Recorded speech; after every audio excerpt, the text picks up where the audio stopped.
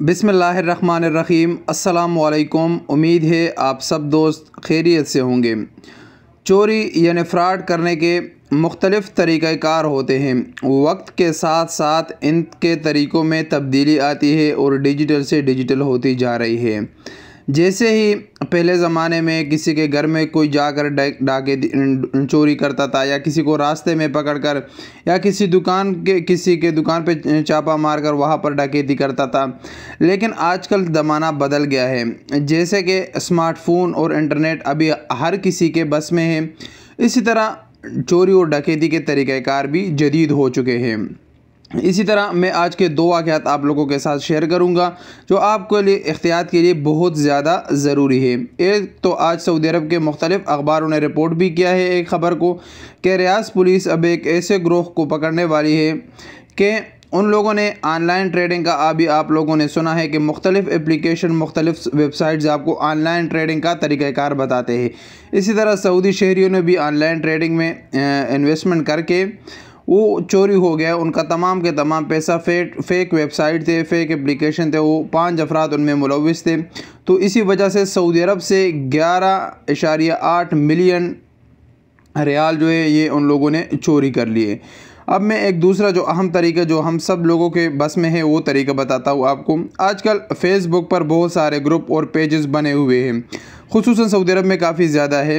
इसमें रियाज सेल या इस तरह के पेजेस बने हुए हैं, Jeddah cell, Saudi Arabia cell, या तो ये पेज वालों का कोई गलती नहीं होता, एडमिन की इसमें कोई गलती नहीं है। ऐसा नहीं है कि आप एडमिन को जाके गालियाँ दे या पेज को अनब्लॉक करें, पेज को रिपोर्ट करें, ऐसे कुछ भी नहीं है। उस पर मुख्तलिफ लोग पोस्टेज देते हैं। एडमिन का तो मकसद होता है कि दो लोगों का राबिता हो जाए और उनको कोई सस्ती और आसान चीज़ मिल जाए, एक का चीज़ बिक जाए दूसरे को मिल जाए।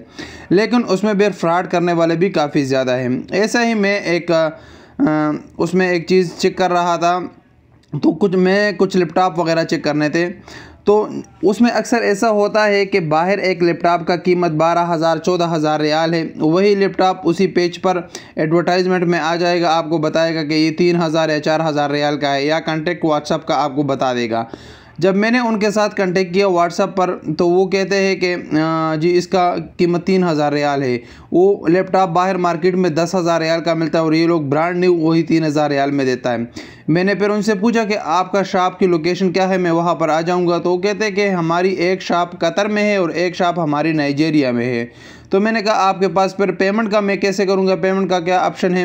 उन लोगों ने कहा आप हमें एडवांस दोगे।